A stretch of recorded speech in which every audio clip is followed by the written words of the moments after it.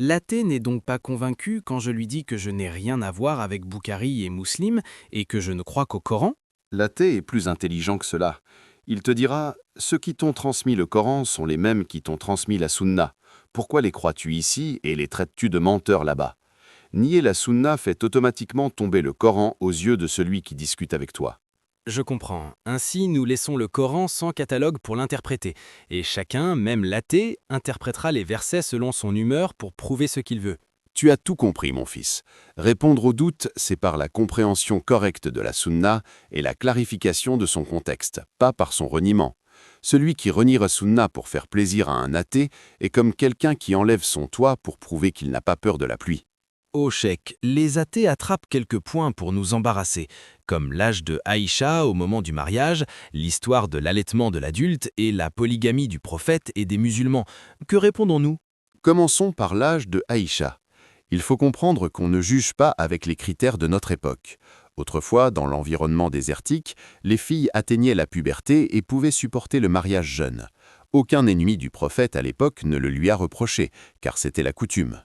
Et l'histoire de l'allaitement de l'adulte, c'est ce qu'ils utilisent le plus pour se moquer et déformer. Quelle est sa réalité?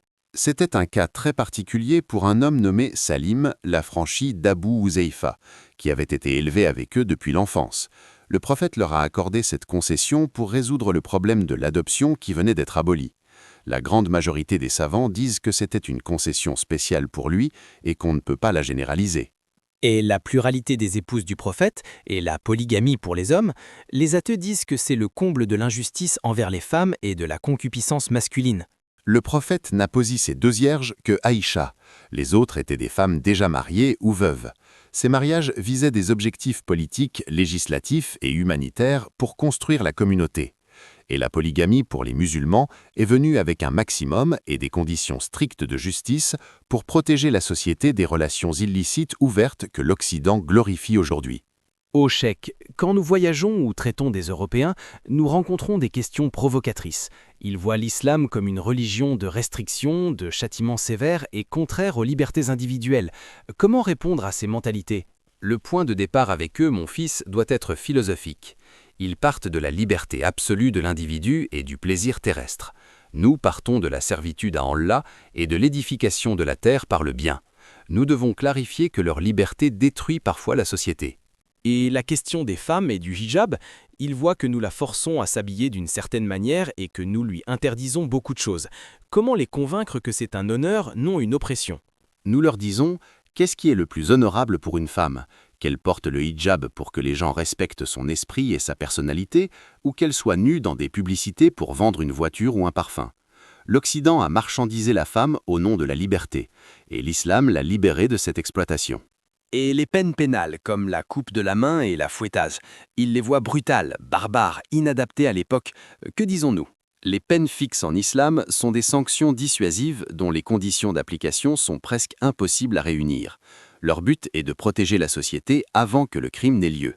L'Occident a des prisons bondées et des taux de criminalité effrayants.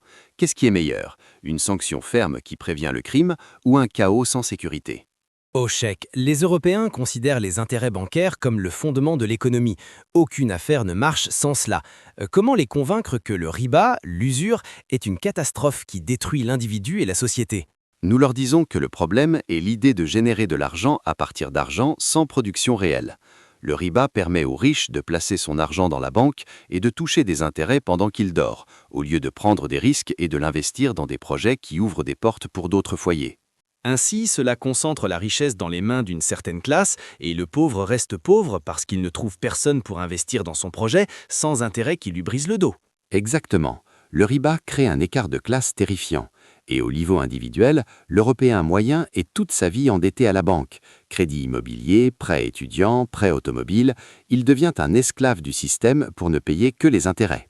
Tu veux dire que les crises mondiales et les bulles immobilières dont on entend parler tous les 2 ans en Amérique et en Europe proviennent de ces dettes fictives? Tu as tout compris, mon fils. La crise de 2008 et d'autres viennent du riba. L'islam l'a interdit pour contraindre le détenteur de capital à partager avec celui qui fait l'effort, tant dans le profit que dans la perte. Le véritable développement, c'est que nous travaillons et produisons, et non que nous nous aspirions le sang avec des intérêts.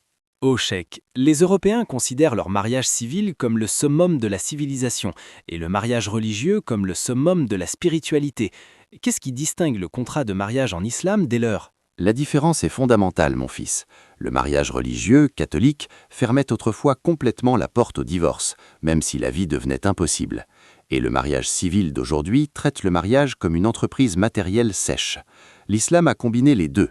Il l'a appelé un pacte solennel, mais en a fait un contrat civil flexible garantissant les droits des deux parties et offrant des solutions en cas d'échec.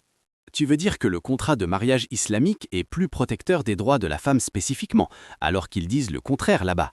Bien sûr qu'il est plus protecteur. En islam, la fille a le droit de mettre ses conditions dans le contrat pour garantir ses droits, et cette condition lie l'homme. De plus, sa capacité financière reste totalement indépendante, contrairement aux lois occidentales qui l'obligent parfois à partager tous ses biens après le divorce, comme s'il s'agissait d'une transaction commerciale.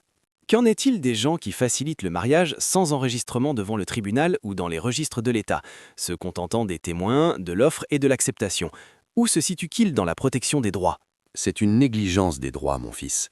Autrefois, la proclamation publique suffisait, car la société était petite et les gens se connaissaient. Aujourd'hui, enregistrer le mariage dans les registres de l'État protège la filiation des enfants et les droits de la femme à l'héritage et à la pension. Celui qui refuse d'enregistrer son contrat viole les finalités de la charia dans la préservation des droits et de l'honneur. Au Cheikh, nous, musulmans vivant en Europe, traitons parfois la mosquée exactement comme une église, un endroit où nous allons pour les occasions ou pour prier, puis nous repartons. Est-ce vraiment le rôle de la mosquée en islam? Pas du tout, mon fils. La mosquée du prophète était le parlement de l'État, la clinique médicale, l'école et le lieu de rencontre des familles. La mosquée en islam n'est pas un lieu isolé de la vie, c'est le cœur battant de la vie où nous réparons notre vie ici-bas et notre au-delà.